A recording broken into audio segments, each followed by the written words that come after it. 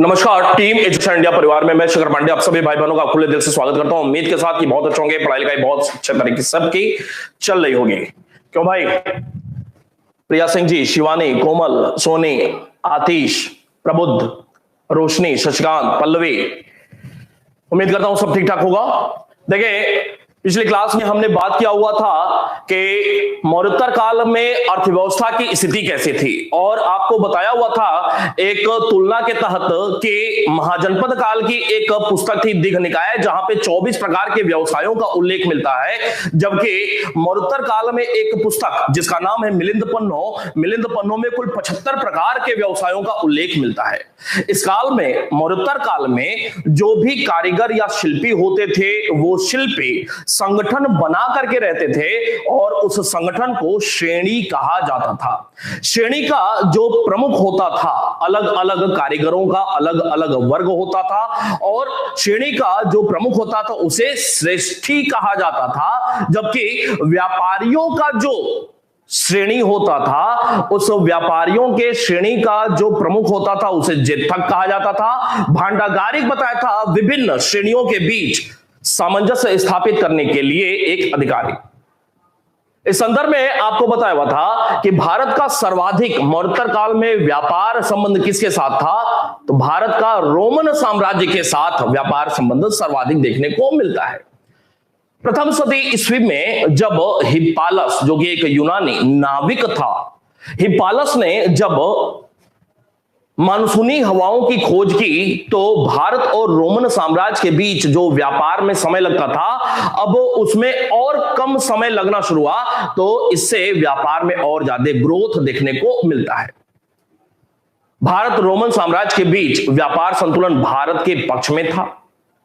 भारत को बहुत ज्यादा मात्रा में सोने और चांदी की मुद्राओं की आय होती थी। प्रश्न बनता है कि उत्तर क्षेत्र के साथ या दक्षिण भारत के साथ रोमन साम्राज्य का आरंभिक व्यवहार शुरू हुआ, तो भारत में दक्षिण भारत के साथ रोमन साम्राज्य का व्यापारिक संबंध पहले बना, उत्तर भारत में बाद में, दक्षिण भारत के साथ पहले, क्योंकि रोमन साम्राज्य के आरंभिक राजाओं के सिक्के दक्षिण भारत से ही शुरुआती दौर के प्राप्त हुए हैं। दक्षिण भारत के साथ या भारत के साथ इतना ज्यादा ये लोग व्यापार करते थे कि अरिकामेडु, पौंडीचेरी के निकट अरिकामेडु नामक स्थान पर इन लोगों ने पूरी की पूरी एक रोमन बस्ती ही बसाई हुई थी। पुरातत्व साक्ष्य वहां से प्राप्त हुए हैं। रोमन बस्ती का साक्ष्य हुआ है, रोमन वस्तुओं के साक्ष्य प्राप्त हुए हैं। भारत से बेसिकली किस किस चीज की, वैसे तो 100 वस्तुओं का व्यापार कार्य होता था, लेकिन 2-3 अगर देखा जाए तो सबसे महत्वपूर्ण वस्तु क्या थी? तो सबसे महत्वपूर्ण वस्तु में एक नाम आता है मसाला का। सबसे महत्वपूर्ण वस्तु मसाला। उसके अलावा भारत में लौह इस्पात की बनी हुई वस्तुएं, लौह इस्पात की बनी हुई वस्तुएं। भारत में रोमन साम्राज्य से क्या 2-3 सबसे प्रमुख चीज आती थी? तो भारत में सोना चांदी की मुद्रा तो आती थी, इसके अलावा कुछ शराब भी आते थे। राजाओं को यूनानी रोमन साम्राज्य ज्यादा पसंद थे, शराब आते थे। अब शराब पीने के लिए कुछ ना कुछ बर्तन भी आता होगा। ये जो बर्तन था शराब मदिरा पीने वाला, 2 हत्थे कलश, 2 हत्थे कलश, 2 हत्थे कलश का मतलब, मेरी आर्ट वैसे भी कुछ स्ट्रॉन्ग है। 2 हत्थे कलश अर्थात ऐसे पकड़ करके पूरा पीना, बढ़िया से दबा करके, तो 2 हत्थे कलश, ये 2 हत्थे कलश इस आकार का।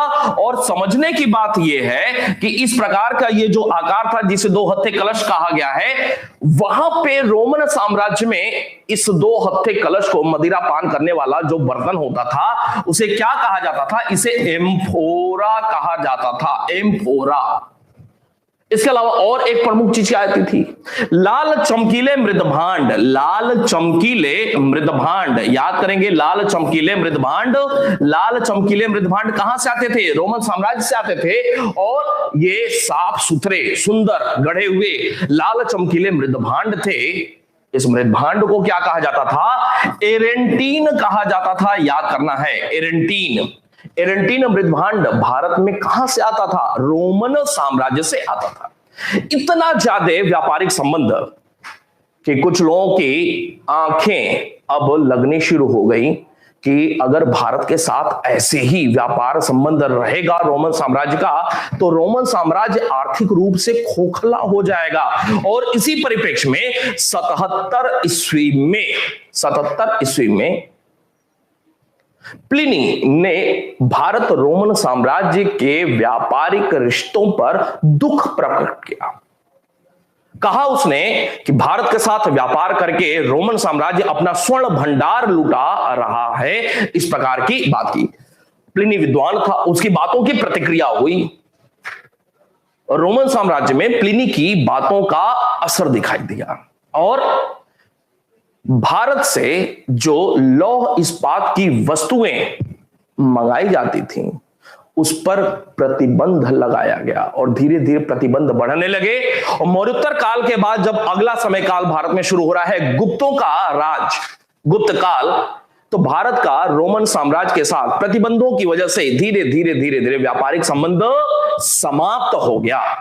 तो मौर्योत्तर काल में भारत का सर्वाधिक घनिष्ठ संबंध रोमन साम्राज्य के साथ, लेकिन अगले ही समय काल में, मौर्योत्तर काल के बाद गुप्त काल में भारत का सर्वाधिक घनिष्ठ संबंध रोमन साम्राज्य के साथ नहीं बल्कि दक्षिण पूर्व एशियाई देशों के साथ देखने को मिलता है। बात समझ में आ रही है भाई? ये सारी बातें आपको बताया हुआ था। अब इसमें एक चीज और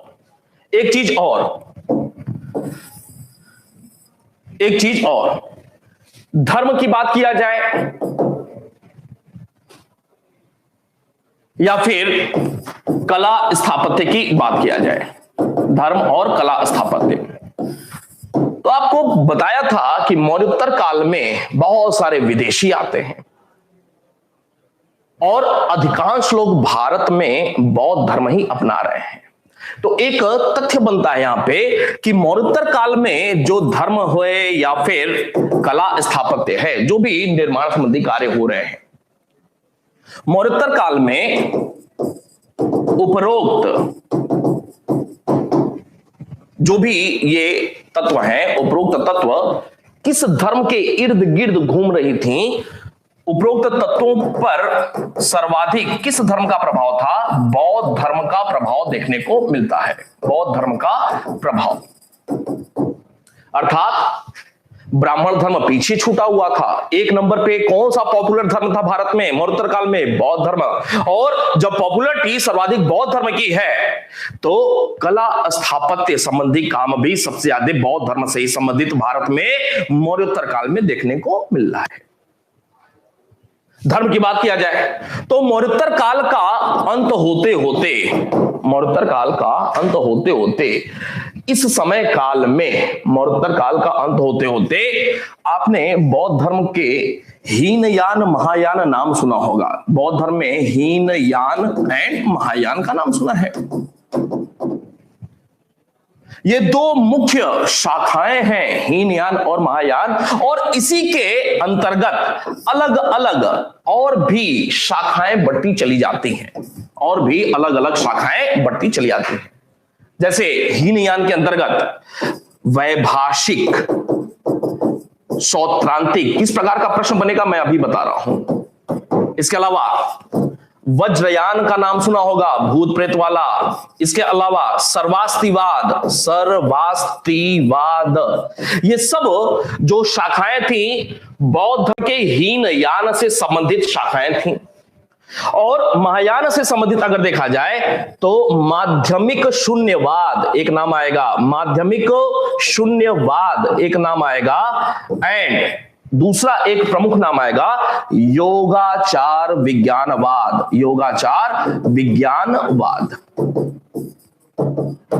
प्रश्न क्या पूछा जाएगा प्रश्न पूछा जाएगा कि माध्यमिक शून्यवाद का संबंध किससे है। अब नीचे दे देगा हीनयान, महायान, वज्रयान, कालचक्रयान। अब पता है, याद है तो लग गया, नहीं तो फिर फिस पूछ लेगा सौत्रांतिक संप्रदाय का संबंध बौद्ध धर्म की किस शाखा से है। हीनयान से, याद है तो ठीक है। अब इसमें एक बहुत ही महत्वपूर्ण तथ्य यहां पे देखने को मिलता है माध्यमिक शून्यवाद को लेकर के। माध्यमिक शून्यवाद जो कि महायान से संबंधित है। माध्यमिक शून्यवाद की जो शुरुआत हो रही है वो शुरुआत किसके द्वारा हो रही है, तो भारत का आइंस्टीन नागार्जुन को कहा जाता है। और नागार्जुन ने प्रथम सदी में कहां पे, आंध्र प्रदेश क्षेत्र में माध्यमिक शून्यवाद की शुरुआत की हुई थी। बहुत ही महत्वपूर्ण तथ्य। और एक दूसरा महत्वपूर्ण तथ्य महायान को लेकर के कि महायान को लेकर के कि बौद्ध धर्म में जो महायान शाखा थी उसमें मौर्योत्तर काल में कुछ नई चीजें देखने को मिलती। महायान संप्रदाय के अंतर्गत महायान धर्म या संप्रदाय या शाखा की सर्वाधिक प्रमुख विशेषता क्या थी? सर्वाधिक प्रमुख विशेषता तो इसमें शब्द आएगा बोधिसत्व का। याद कर लेंगे, बोधिसत्व किससे जुड़ा हुआ है? बोधिसत्व शब्द महायान शाखा से जुड़ा हुआ है। बोधिसत्व क्या है? पहले तो बोधिसत्व का अर्थ समझें। बोधिसत्व बेसिकली हिंदू धर्म में जैसे विष्णु के अवतार 10 बताए गए हैं। विष्णु जी एक हैं, लेकिन जब धरती पर अराजकता का बोलबाला बहुत ज्यादा हो जाता है तो विष्णु जी ईश्वर हैं, एक अवतार लेकर के धरती पर जन्म लेते हैं और अत्याचार को दूर करते हैं। मत्स्य अवतार, कूर्म अवतार, वराह अवतार, राम कृष्ण, ये सब आप जानते हैं। तो वैसे ही हिंदू धर्म के अवतारवाद सिद्धांत से ही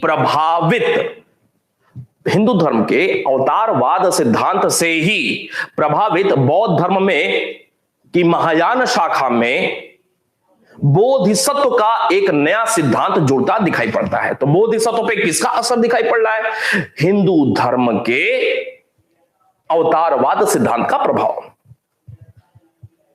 जैसे हिंदू धर्म में बहुत सारे अवतार बताए गए हैं, न सिर्फ विष्णु के बल्कि शिव के भी बहुत सारे अवतार, दुर्गा के भी, पार्वती के, अलग अलग अवतार। वैसे ही बौद्ध धर्म में महायान शाखा में बुद्ध के बहुत सारे अवतार की बात की गई है। जैसे पाप से मुक्त करने के लिए पृथ्वी को विष्णु के अवतार हो रहे हैं, फायदा किसको हो रहा है? आम जनता को। अराजकता से पीड़ित कौन है? आम जनता है। रावण के अत्याचार से आम जनता पीड़ित थी, तो राम के रूप में विष्णु जी का अवतार होता है। क्यों हो रहा है? आम जनता की भलाई के लिए हो रहा है। वैसे ही बोधिसत्व का अर्थ क्या है?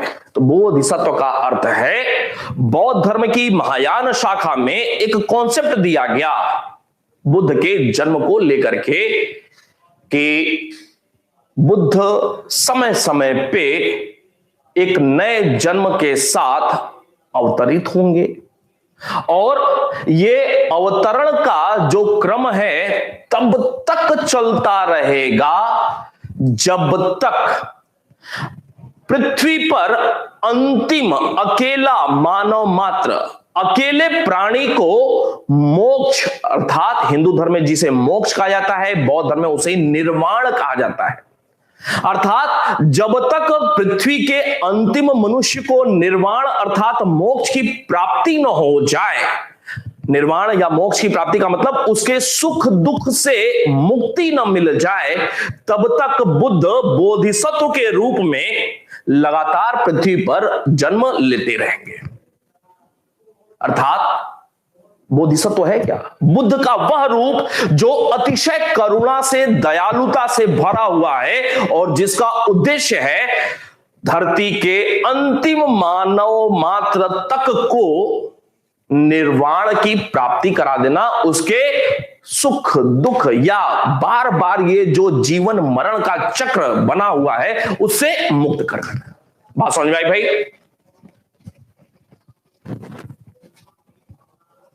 बात समझ में आ रही है?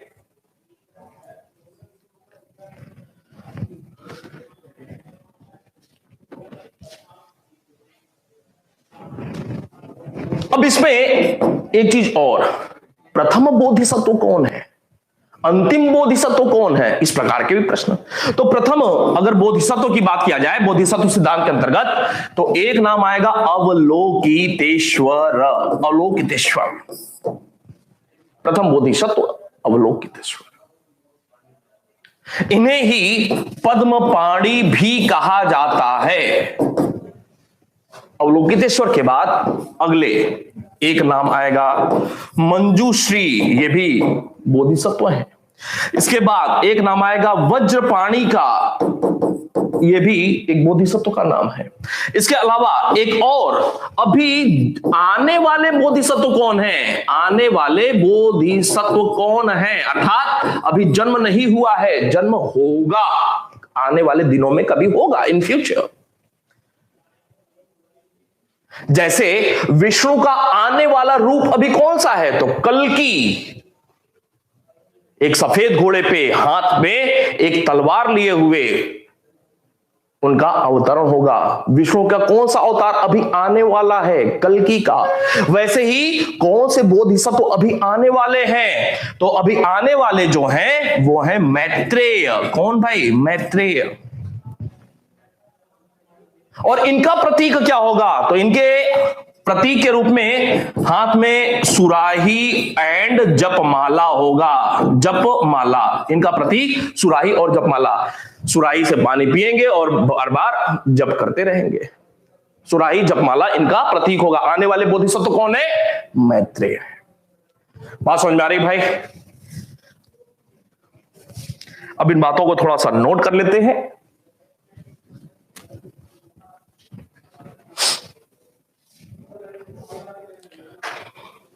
चले नोट करेंगे, हेडिंग डालेंगे मौर्योत्तर काल की अर्थव्यवस्था।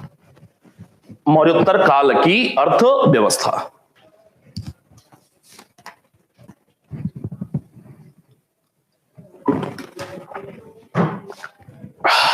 मौर्योत्तर काल की अर्थव्यवस्था संपूर्ण प्राचीन भारतीय इतिहास में, संपूर्ण प्राचीन भारतीय इतिहास में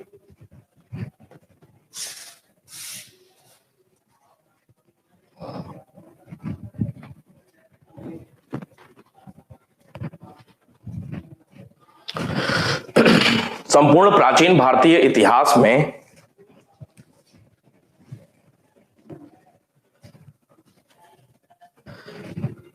सर्वाधिक संपन्न अर्थव्यवस्था,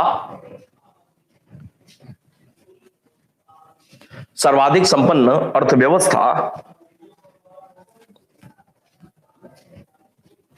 मौर्योत्तर काल की थी।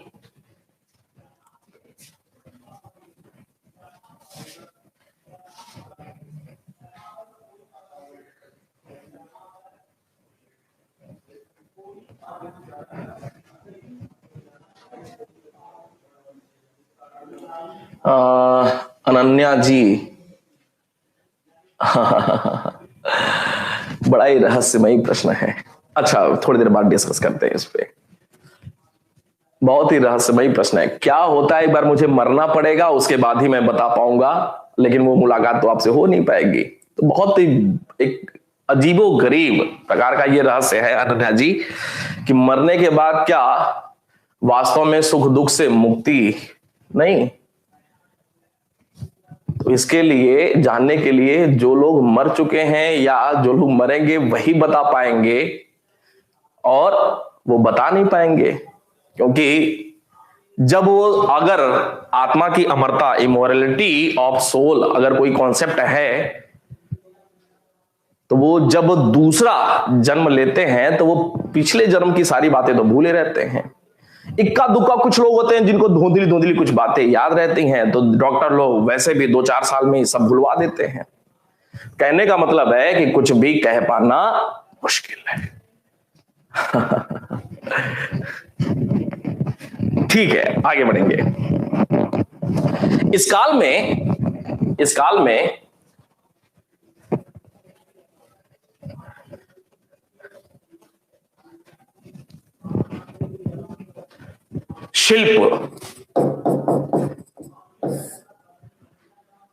शिल्प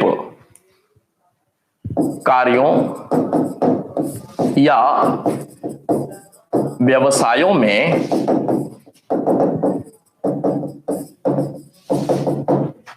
अत्यधिक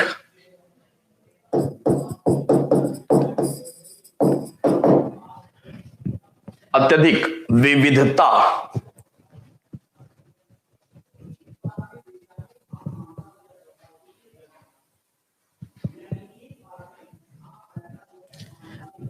अरे अमित जी, शांति तो कहीं भी मिल जाएगी। आप कौन से शांति की बात कर रहे हैं? अच्छा, आप मेडिटेशन वाले शांति की बात कर रहे हैं। चले, शिल्प कार्यों या व्यवसायों में अत्यधिक विविधता देखने को मिलती है,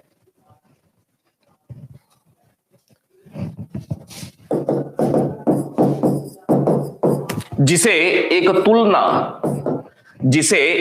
तुलना के तहत समझा जा सकता है।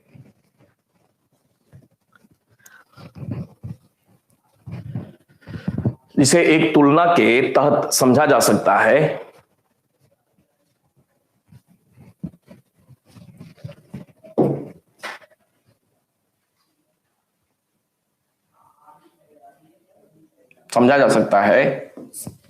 महाजनपद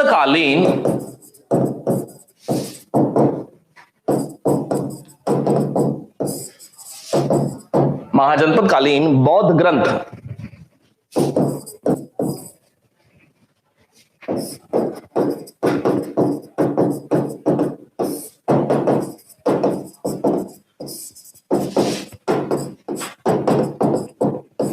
दीघ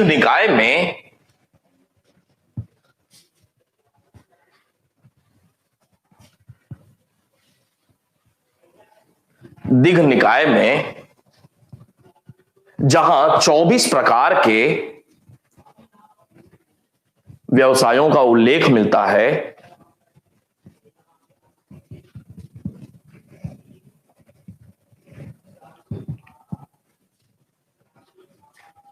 तो वहीं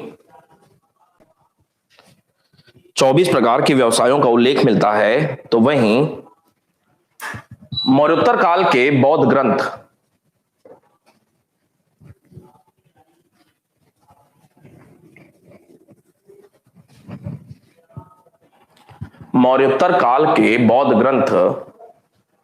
मिलिंद पन्नों में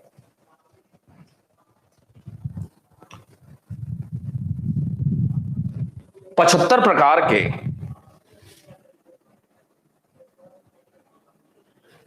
व्यवसायों का उल्लेख मिलता है।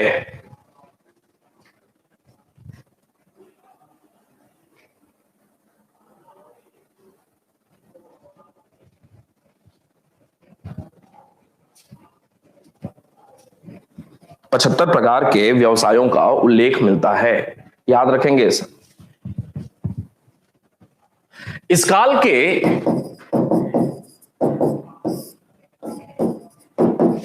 काल के शिल्पी या कारीगर या व्यवसायी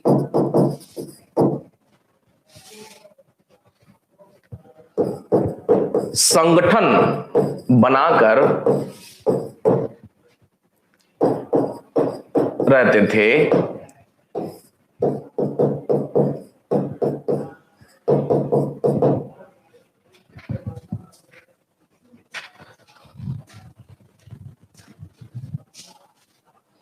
संगठन बनाकर रहते थे जिसे श्रेणी कहा जाता था,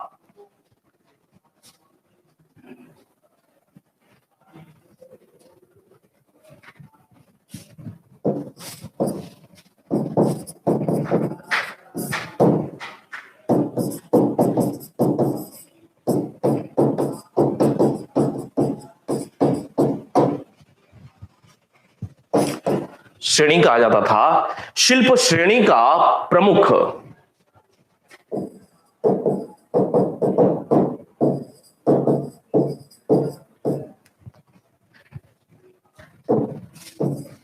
शिल्प श्रेणी का प्रमुख श्रेष्ठी ऑब्लिक श्रेष्ठिन कहलाता था,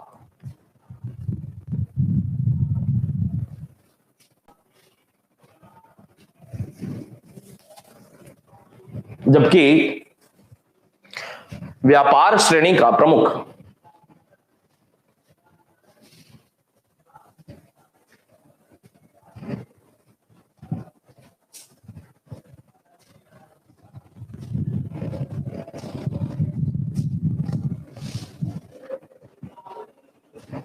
जेथक कहलाता था।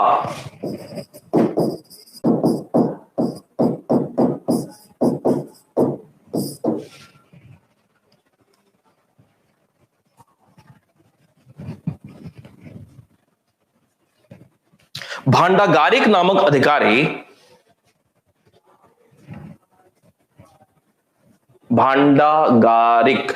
अधिकारी विभिन्न श्रेणियों के बीच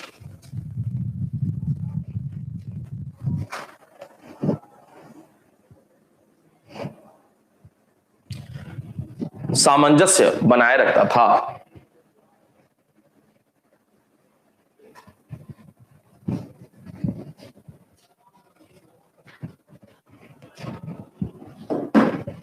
पैराग्राफ चेंज करके, मरुत्तर काल में भारत का सर्वाधिक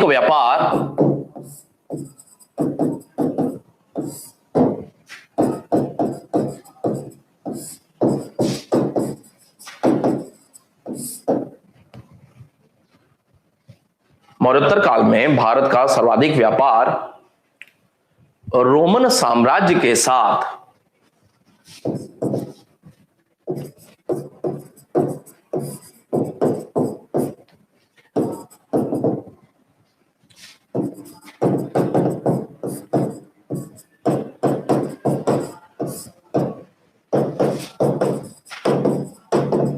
प्रथम सदी ईस्वी में रोमन साम्राज्य के साथ होता था।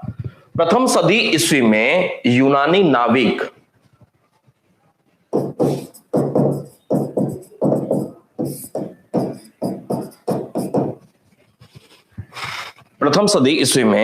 नाविक हिप्पालस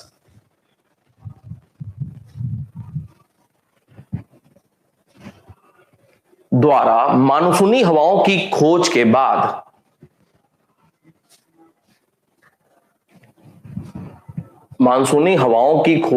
बाद इस व्यापार को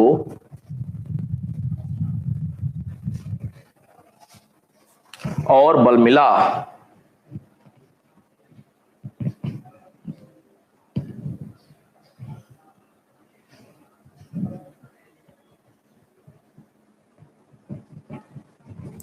भारत रोमन साम्राज्य के बीच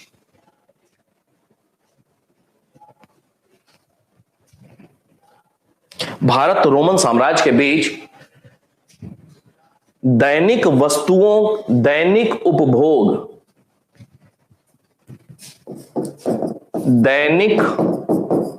उपभोग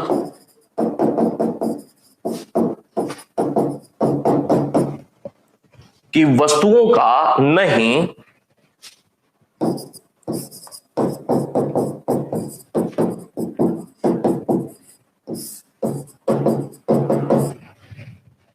वस्तुओं का नहीं बल्कि महंगी और विलासी वस्तुओं का व्यापार होता था।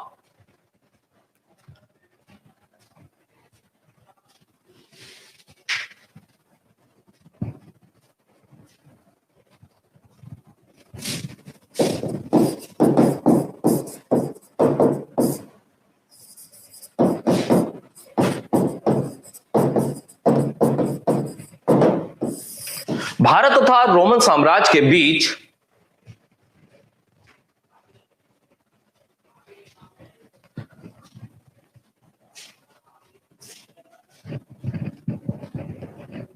भारत तथा रोमन साम्राज्य के बीच होने वाले संपूर्ण व्यापार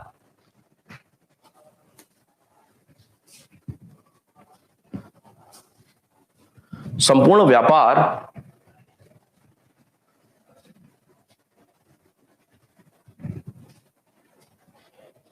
संपूर्ण व्यापार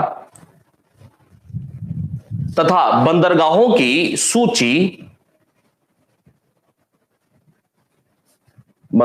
की सूची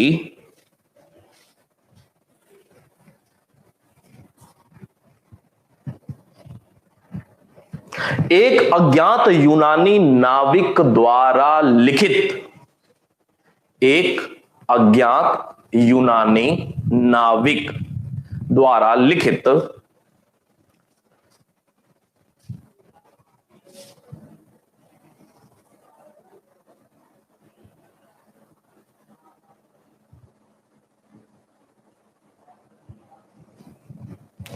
पुस्तक Periplus of Erythraean Sea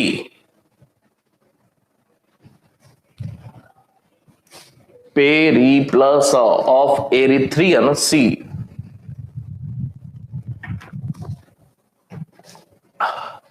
Periplus of Erythraean Sea से मिलती है।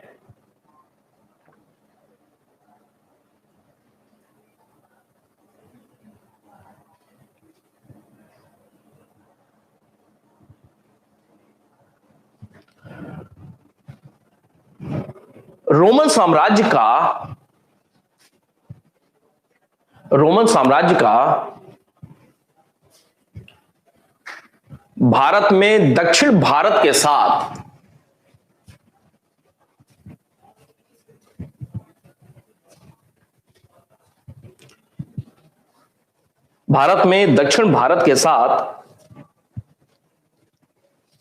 सर्वप्रथम व्यापार आरंभ हुआ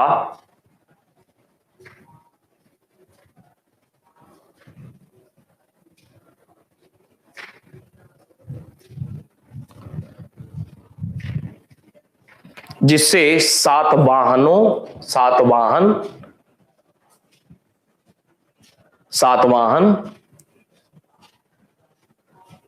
तथा सुदूर दक्षिण भारतीय कहने का मतलब ये वाला एरिया, सुदूर दक्षिण भारतीय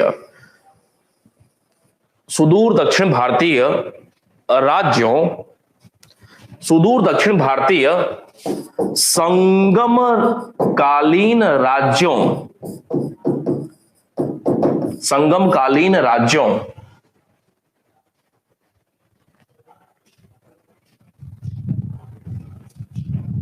को हुआ।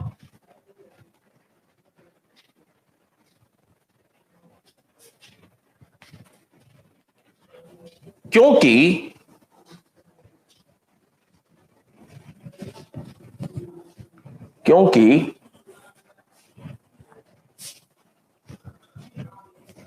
रोमन साम्राज्य के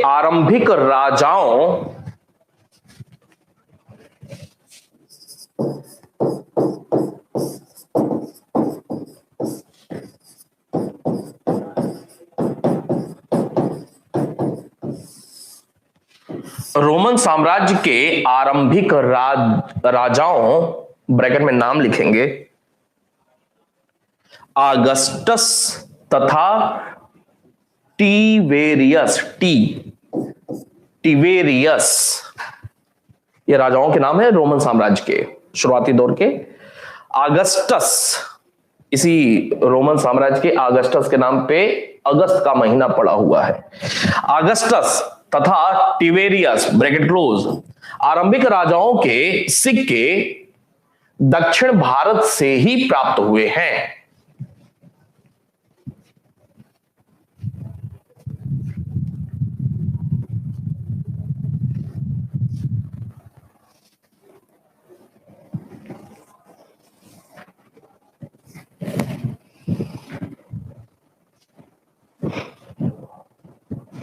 रोमन भारत से इतना अधिक आयात करते थे,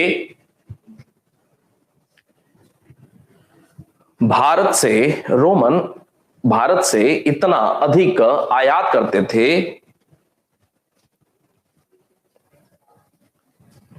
कि उन्होंने भारत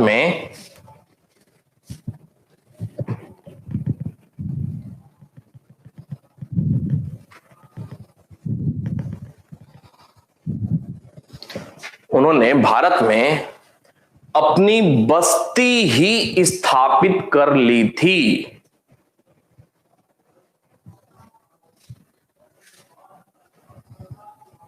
बस्ती ही स्थापित कर ली थी।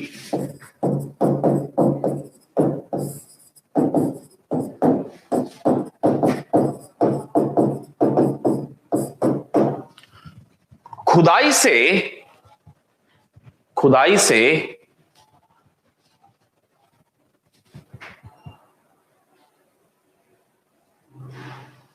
पौंडीचेरी के निकट, खुदाई में पौंडीचेरी के निकट अरिकामेडू से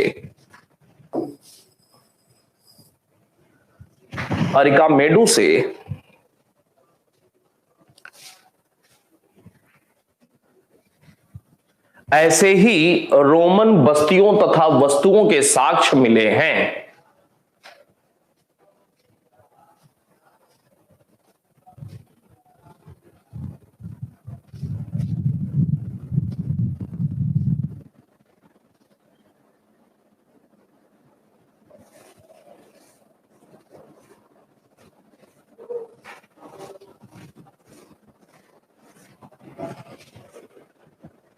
पैराग्राफ चेंज करके साक्ष्य मिले हैं। Paragraph change.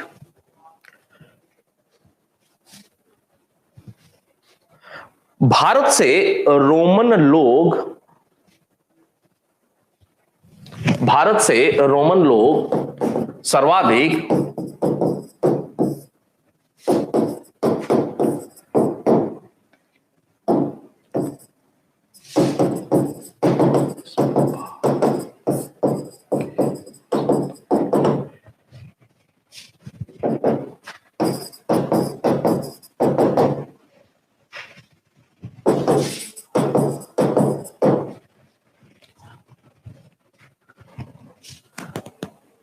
से रोमन लोग सर्वाधिक मसाला, मोती, लौह इस्पात की बनी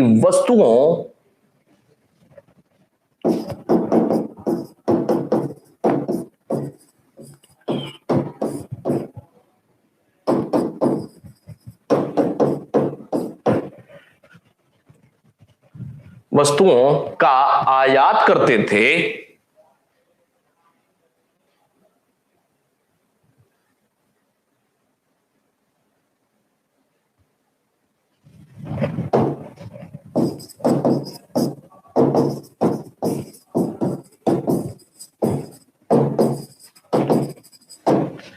जिससे भारत को भारी मात्रा में स्वर्ण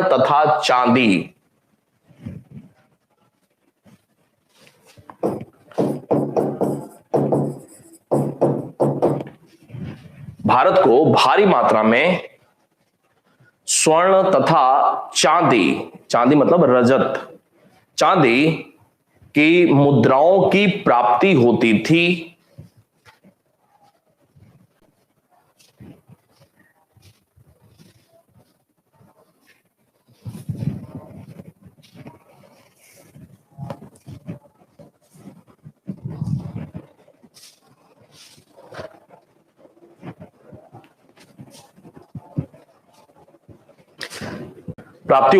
जबकि रोमन भारत को शराब,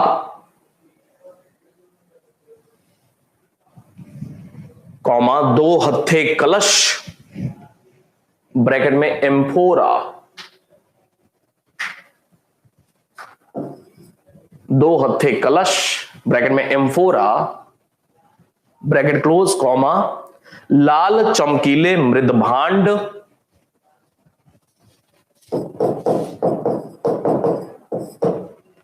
लाल चमकीले मृद भांड, ब्रैकेट में एरेंटीन, एरेंटीन। ये याद रखेंगे, एम्फोरा क्या होता है, एरेंटीन क्या होता है, पूछा हुआ है सारी परीक्षाओं में प्रश्न। ब्रैकेट में एरेंटीन, लाल चमकीले मृद भांड को का निर्यात करते थे।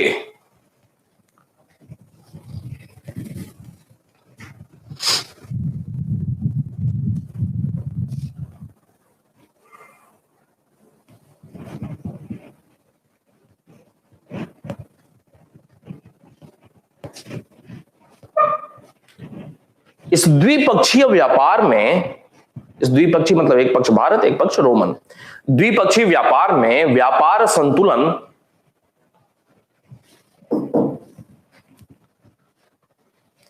द्विपक्षीय व्यापार में व्यापार संतुलन भारत के पक्ष में था।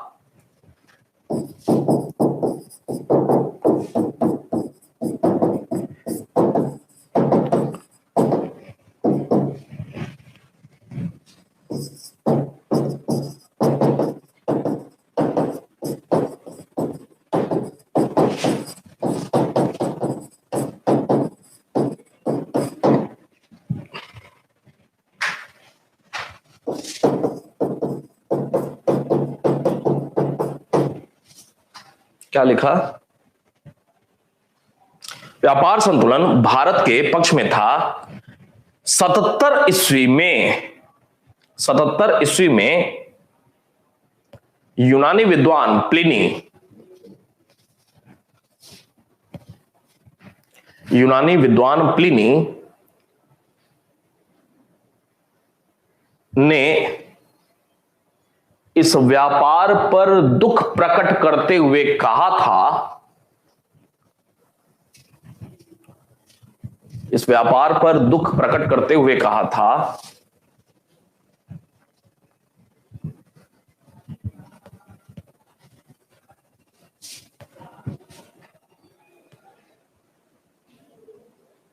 कि भारत के साथ व्यापार करके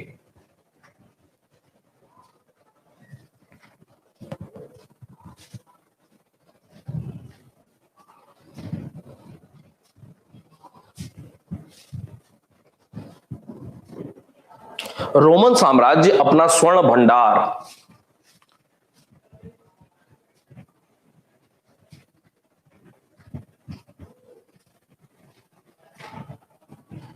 रोमन साम्राज्य अपना स्वर्ण भंडार लुटा रहा है।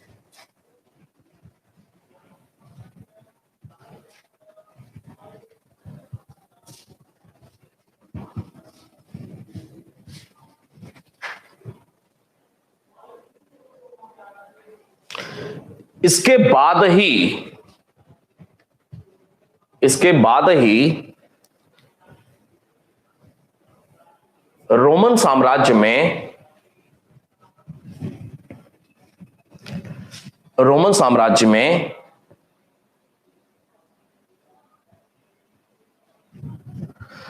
भारतीय लौह इस्पात की बनी वस्तुओं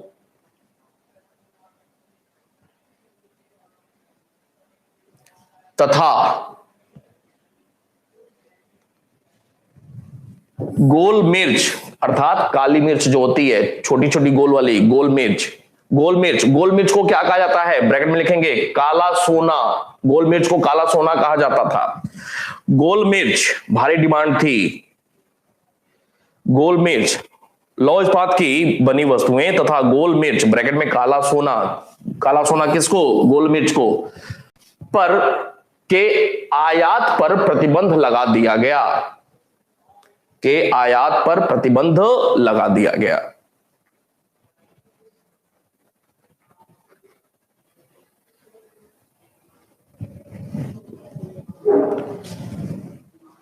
धीरे धीरे, लास्ट लाइन, धीरे धीरे गुप्त काल तक आते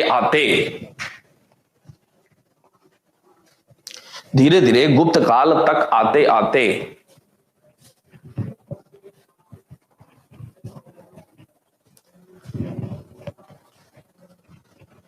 रोमन साम्राज्य का भारत के साथ रोमन साम्राज्य का भारत के साथ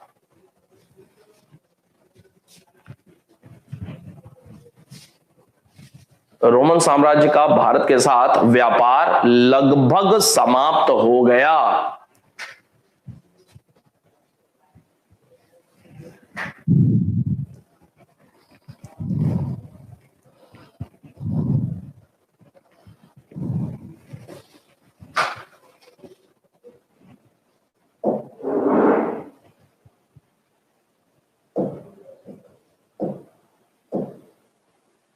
एक लास्ट हेडिंग डाल लेंगे, कल इसको नोट कर लेंगे, टॉपिक खत्म हो जाएगा। मौर्योत्तर कालीन धर्म तथा कला स्थापत्य। मौर्योत्तर कालीन धर्म तथा कला स्थापत्य।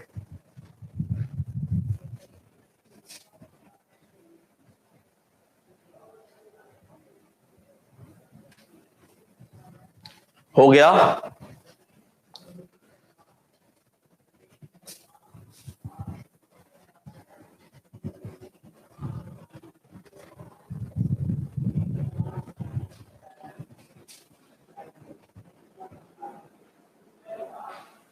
ठीक है, कल ये सारा नोट कर लेंगे, धर्म और कला स्थापत्य, ये खत्म हो जाएगा। फिर सोमवार से गुप्त काल की पढ़ाई शुरू करेंगे। कोई और बहुत परेशानी आएगी आप कमेंट सेक्शन में लेकर मिलते हैं फिर। धन्यवाद।